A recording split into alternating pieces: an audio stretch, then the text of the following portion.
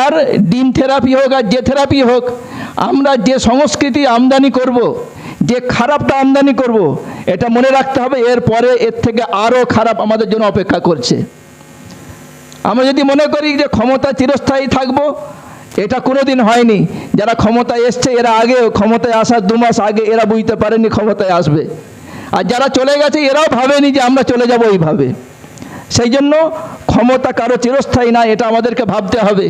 মুখ আছে বলে যা ইচ্ছা তাই করব, ক্ষমতা আছে বলে যা ইচ্ছা তাই করব, পুলিশ হাতে আছে বলে যা ইচ্ছা তাই করব, এটা হয় না। আর সংখ্যালঘু এ তো প্রত্যেক দেশে রয়েছে, প্রত্যেক জায়গায়, আমাদের আশপাশের দেশে, সমস্ত দেশে, আমাদের দেশের যে সমস্ত মানুষ যারা এখানে সংখ্যাগুরু, অন্য অন্য দেশে গিয়ে তারা সংখ্যালঘু। সেখানে একটা অত্যাচার হলে এখানে অনেক হল্লা হয়, অনেক চেল্লাচিল্লি হয়। তাহলে আমাদের এটা তো বোঝা দরকার যে এখানে যখন অত্যাচার হবে, জুলুম হবে, অন্য দেশে সেখানেও একটা প্রতিক্রিয়া হবে। সেটাকে কি আমরা মানব? যখন সেটা আমরা মানতে চাই না, তাহলে কেন আমরা এখানে জুলুমের পরিবেশ তৈরি করব?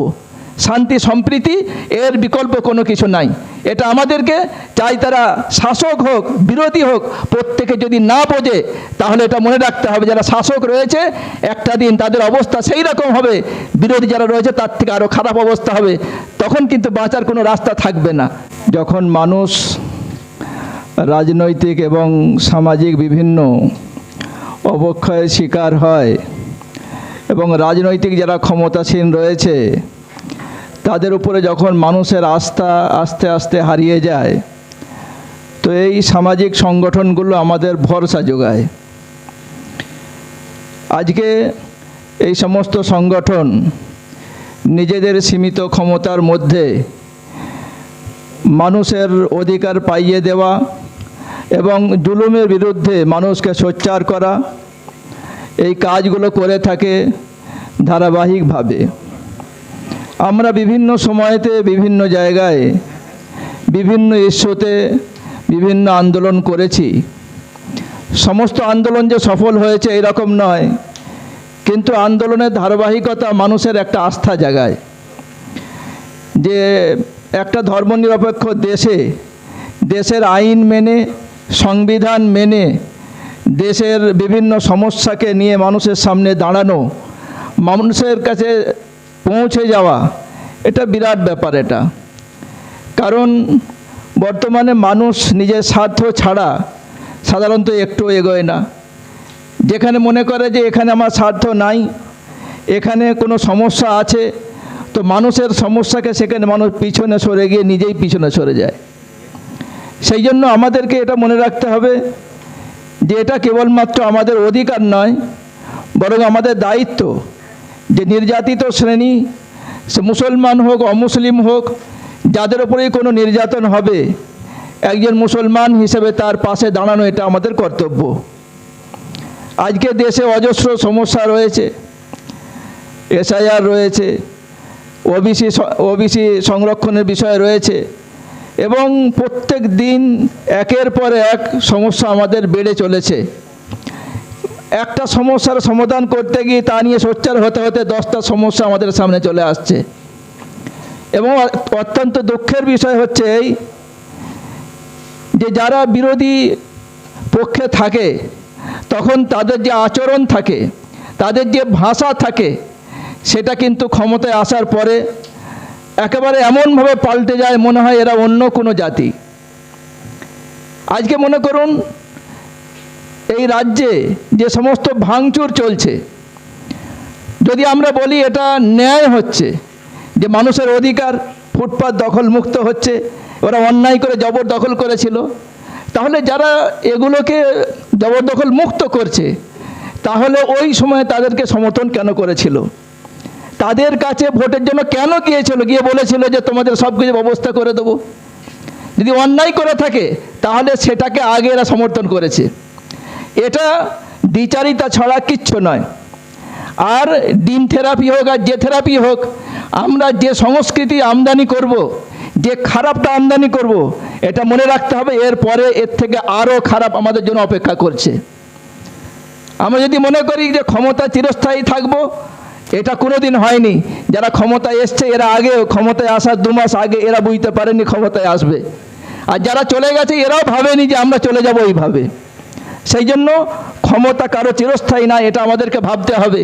মুখ আছে বলে যা ইচ্ছা তাই করব, ক্ষমতা আছে বলে যা ইচ্ছা তাই করব, পুলিশ হাতে আছে বলে যা ইচ্ছা তাই করব, এটা হয় না। আর সংখ্যালঘু এ তো প্রত্যেক দেশে রয়েছে, প্রত্যেক জায়গায়, আমাদের আশপাশের দেশে, সমস্ত দেশে, আমাদের দেশের যে সমস্ত মানুষ যারা এখানে সংখ্যাগুরু, অন্য অন্য দেশে গিয়ে তারা সংখ্যালঘু। সেখানে একটা অত্যাচার হলে এখানে অনেক হল্লা হয়, অনেক চেল্লাচিল্লি হয়। তাহলে আমাদের এটা তো বোঝা দরকার যে এখানে যখন অত্যাচার হবে, জুলুম হবে, অন্য দেশে সেখানেও একটা প্রতিক্রিয়া হবে। সেটাকে কি আমরা মানব? যখন সেটা আমরা মানতে চাই না, তাহলে কেন আমরা এখানে জুলুমের পরিবেশ তৈরি করব? শান্তি সম্প্রীতি এর বিকল্প কোনো কিছু নাই।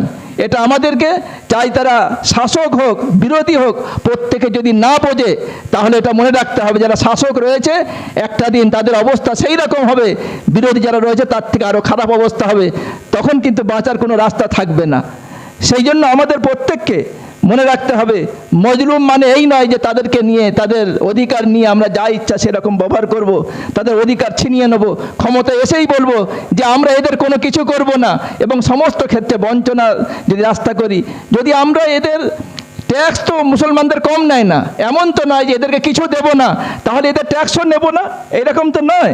এটা গণতান্ত্রিক দেশ, যখন আমরা সকলের কাছে ট্যাক্স নিই, সমানভাবে আমরা সুযোগ সুবিধা একে অপরের পাওয়ার অধিকারী। সেই জন্য এখানে বঞ্চনা, জুলুম, অত্যাচারের পরিবেশ, দেশের শান্তি সম্প্রীতি নষ্ট করা, এ দেশের গণতন্ত্র, দেশের সাম্প্রদায়িক সম্প্রীতি নষ্ট করার একটা চক্রান্ত। সেই জন্য আমাদের ঐক্যবদ্ধভাবে এই চক্রান্তের বিরুদ্ধে রুখে দাঁড়াতে হবে এবং আইন শৃঙ্খলা মেনে মানুষের অধিকার নিয়ে সোচ্চার হতে হবে। এই কয়েকটি সাধারণ কথা বলে আমি নিজের সংক্ষিপ্ত কথা শেষ করছি। আসসালামু আলাইকুম রহমতুল্লাহ। ছোট করে বলি, প্রথম থেকে বাম আমল থেকে নিয়ে শুরু করে বহু ঘাত প্রতিঘাতের মাধ্যমে এই সংগঠন কাজ করে এসছে। বিগত সরকারের আমলে এই সংগঠন কাজ করেছে। এই সরকারের আমলে এসে আমাদের কণ্ঠরোধ করার চেষ্টা করছে, কিন্তু আমরা এমন একটা জায়গায় দাঁড়িয়ে আছি, এখান থেকে বার হওয়া একটু কষ্টকর। তবে আশা করছি আমরা এটা কাটিয়ে উঠে আবার ফের আমরা রাস্তায় নামতে পারবো। আমি ছোট করে কয়েকটা কথা বলি। বন্দে মাতারাম, এই বন্দে মাতারামটা নিয়ে যখন বলল যে প্রত্যেক মাদ্রাসাতে এটা গাইতে হবে, আমাদের মাদ্রাসা শিক্ষক সংগঠন হাইকোর্টে কেস করলো। কেস করার পরে সেখান থেকে বলল যে না, এটা বাধ্যতামূলক নয়, যদি কেউ না গায় তাকে জোর করে গাওয়ানো যাবে না এবং শাস্তি প্রদান করা যাবে না। অনুরূপভাবে কুরবানি সম্পর্কে আমাদের উপরে যে বিধিনিষেধটা এসছে, সেখানে যদি আমরা একত্রিত হয়ে রাস্তায় নামা, তো এখন তো খুব মুশকিলকর ব্যাপার, কারণ রাস্তায় নামলে এখন সঙ্গে সঙ্গে তারা দেশদ্রোহী বলে তাদেরকে অ্যারেস্ট করাচ্ছে, কিংবা কেস দিচ্ছে, কিংবা ধরে নিয়ে তাদেরকে জেল খাটাচ্ছে।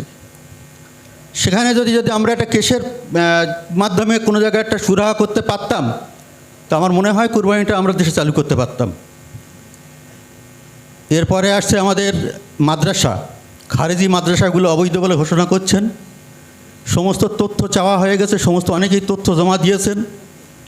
যাদের বৈধ কাগজপত্র থাকবে তারা হয়তো রেহাই পেতে পারে, তা না হলে তারা হয়তো ফের তাদের উপরে বুলডোজার চালাতে পারে।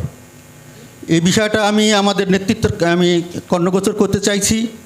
যদি কোনো রকমভাবে এর যদি কোনো রাস্তা থাকে, যদি আমরা রাস্তায় নেমে আন্দোলন না করতে পারি, তাহলে কোর্টের মাধ্যমে, আইনের মাধ্যমে সমাধান করা যায় কি না, এটা ভাবার জন্য আমি অনুরোধ করব।